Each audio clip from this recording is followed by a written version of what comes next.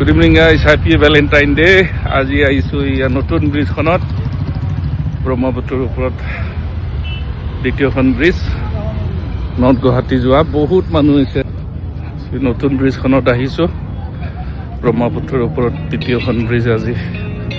prime মিনিষ্টাৰে ইনগ্ৰেট কৰিলে নৰেন্দ্ৰ মোদীজীয়ে হাজাৰ হাজাৰ মানুহ হৈছে